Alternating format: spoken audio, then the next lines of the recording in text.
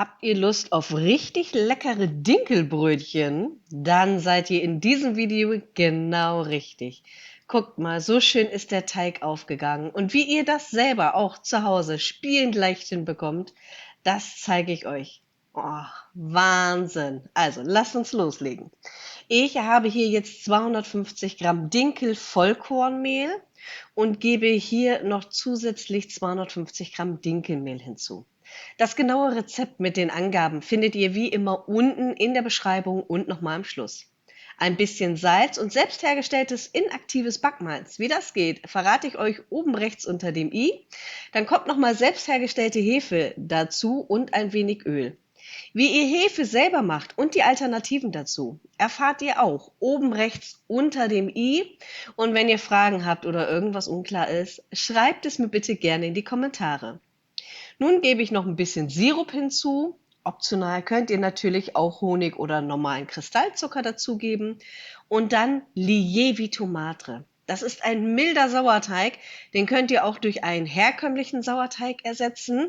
Wie ihr aber Lievito Madre ganz einfach selber macht, erfahrt ihr auch nochmal oben rechts unter dem i. Es ist wirklich spielend einfach und auf diesem Kanal versuche ich euch alle Informationen zu geben, die ihr braucht, um leckeres Gebäck zu Hause selber zu machen. So, noch ein bisschen Wasser und dann geht das Ganze schon ab in die Küchenmaschine.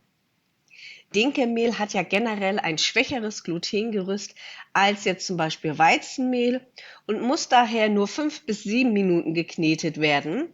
Ersetzt ihr die Mehle zum Beispiel mit Weizenmehl, also Weizenvollkorn und zum Beispiel ein 405er oder 550er Weizenmehl, dann könnt ihr den Teig auch ruhig 10 bis 15 Minuten lang durchkneten.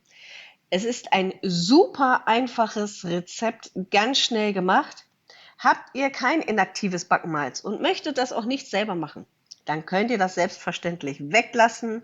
Und ich bin schon sehr gespannt, wie euch diese Brötchen schmecken und vor allem auch das Video gefällt.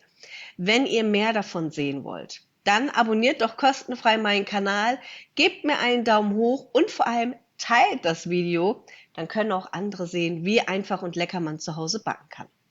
So sollte der Teig von der Konsistenz her sein. Ich decke ihn zu, lasse ihn bei Zimmertemperatur stehen und dann sollte er nach circa 4 Stunden so aussehen. Tut er das nicht, ist es wahrscheinlich zu kalt bei euch. Ich habe das Glück, es ist immer sehr warm bei uns, obwohl ich kaum heize. Das ist einfach bei uns sehr gut isoliert. Solltet ihr da Schwierigkeiten haben, ich verlinke euch hier oben rechts nochmal ein Video. Da findet ihr Tipps und Tricks, was ihr macht, wenn es bei euch einfach zu kalt ist. So, jetzt streue ich ein bisschen Mehl auf die Arbeitsfläche. Die Brötchen sind ein ganz bisschen klebrig, das ist aber auch ganz normal. Teige mit Hefewasser und Sauerteig, in unserem Fall ja die italienische Variante, sind immer noch mal ein bisschen weicher.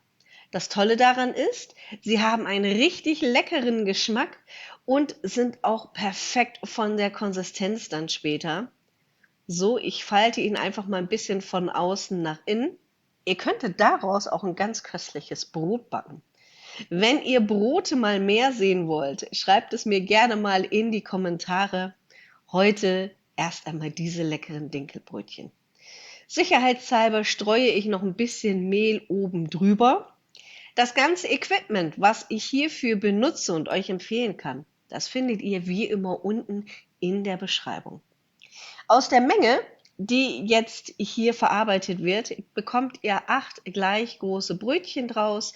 Ich finde das von der Größe optimal. Also mir reicht dann auch tatsächlich ein selbstgebackenes Brötchen. Das könnt ihr tatsächlich nicht mit den Brötchen vom Discounter oder von diesen Pseudo-Bäckern vergleichen. Diese Brötchen machen wirklich richtig satt. Und es gibt Gott sei Dank auch noch mal ein paar Bäcker, die selber richtig ordentliches Gebäck machen. Da habt ihr das ähnlich. Das heißt, wenn ihr dort Brot und Brötchen esst, dann werdet ihr auch noch mal satt. Und die Alternative ist es einfach selber zu machen. Vor allem macht es auch wirklich Spaß. So, ich habe es ein bisschen eingemäht, rund geformt, ein bisschen länglich geschliffen. Ihr könnt sie aber auch rund lassen. Ich persönlich mag die Brötchen am liebsten, wenn sie so ein bisschen eine ovale Form haben. Den Teig schlage ich von außen nach innen ein bisschen ein und schleife ihn dann in meiner Hand. Das geht selbstverständlich auch auf der Arbeitsfläche. Ich gucke, dass der Schluss einigermaßen zu ist, wende ihn ein bisschen im Mehl, so, und das Teigstück wird dann noch mal ein bisschen rund und dann wieder oval gedreht. Geht auch, wie gesagt, hier auf der Arbeitsfläche ganz gut. Dann gebe ich das Ganze ab auf ein Backblech, entweder mit einem Backpapier oder, was ich mittlerweile tatsächlich sehr gerne nutze, sind Backfolien. Kann ich euch sehr ans Herz legen. Das ist tatsächlich kostengünstiger und umweltschonender. Ich war sehr überrascht. Ich habe eigentlich von diesen Backfolien gar nichts gehalten, weil ich dachte, die sind eigentlich schädlicher. Tatsächlich ist das Gegenteil der Fall. Was nutzt ihr am liebsten zu backen? Zum Backen? Schreibt es mir gerne mal in die Kommentare. Da scheiden sich ja die Geister, aber ich finde, man sollte immer mal wieder was Neues ausprobieren. So, und auch hier, ihr seht es, der Teig klebt nicht, wenn ihr genügend Mehl habt. Wichtig ist bei der Brötchenherstellung, wenn ihr die jetzt zum Brötchen geformt habt, also erstmal von außen nach innen für Spannung sorgen, dann rund schleifen und danach ein bisschen oval, dann gebt ihr die ja aufs Backblech und danach sollten die Brötchen immer 30 bis 60 Minuten nochmal eben bei Zimmertemperatur Ruhe finden. Dann platzen die euch auch nicht ungewollt im Ofen auf und ihr bekommt einfach ein wirklich viel besseres Ergebnis. Ich habe das früher auch nicht gemacht. Ich habe die geformt, zack, ab in den Backofen. Das geht selbstverständlich. Aber wenn ihr wirklich ein tolles Ergebnis haben wollt, nehmt euch diese halbe Stunde, Stunde. Ich mache das zum Beispiel meistens so, dass ich Brötchen entweder auf Vorrat herstelle, also die komplett fertig backe, dann einfriere und die eingefrorenen Brötchen gehen dann in den Backofen bei 150 Grad Ober- und Unterhitze und ich besprühe sie dabei dann nochmal ordentlich mit Wasser. Denn das eingefrorene Gebäck ist einfach sehr trocken. Macht ihr das nicht, dann habt ihr dann nur so harte Klumpen, die ihr euch da aufbackt. Und durch das Wasser, was ihr hinzugebt, werden die wieder richtig schön weich und fluffig. Solltet ihr bei jedem Gebäck machen, das ihr einfriert und dann wieder aufbackt, immer ein bisschen Wasser hinzu. Ich habe das zum Beispiel, wenn ich bei der Arbeit bin, da gibt es keinen Backofen, aber eine Mikrowelle. Wenn ich da dann Gebäck mir aufbacken möchte, nehme ich das gefroren mit zur Arbeit, gebe das dann in die Mikrowelle, so für eine halbe Minute und besprühe das vorher entweder mit Wasser oder mache das Gebäck einmal kurz unter den Wasserhahn. Das wird richtig lecker.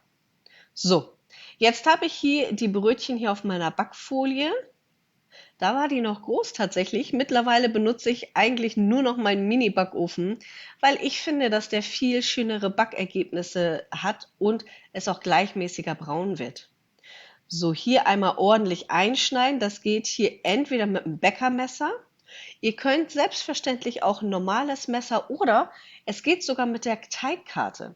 Dann einfach so runterdrücken. Also, falls ihr mal unterwegs seid, campen oder ähnliches und ihr habt euer Equipment nicht zur Hand, es gibt immer eine Lösung und eine Möglichkeit, leckere Brötchen selber zu machen. So, hier schön einschneiden. Ihr seht, der Teig ist ein bisschen weich.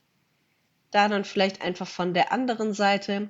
Manchmal ist es auch einfach ein Zeichen, dass die Klinge unscharf ist und wieder ausgetauscht werden muss. Na, ja, Emma, Mensch, das klappt ja heute schon wieder richtig gut. Falls ihr übrigens ein bisschen mehr haben wollt, dann schaut doch mal unten in die Beschreibung. Da habt ihr noch mal die Mitgliedschaft und erfahrt ganz viel noch zusätzlich. Ich habe die Brötchen jetzt für 20 bis 25 Minuten gebacken bei 230 Grad Ober- und Unterhitze, habe sie dabei auch noch mal mit Wasser besprüht und schaut mal, was für ein tolles Ergebnis ihr habt. Euch wünsche ich viel Spaß bei diesen Videos. Ich bin bald wieder zurück und sende euch liebe Grüße, eure Emma.